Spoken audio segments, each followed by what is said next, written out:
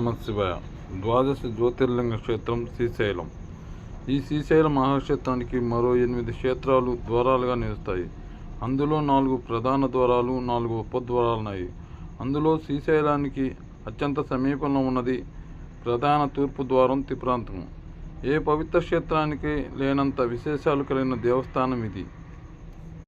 క్షేత్రాలనే ద్వారాలుగా ధరించిన ఈ శ్రీశైలం ఎంత గొప్పదో, ఎంత విశిష్టమైనదో, బాహ్య ప్రపంచానికి వెల్లడి కాని ఎన్నో రహస్య వైభవాలు ఈ క్షేత్రంలో నిండి ఉన్నాయి.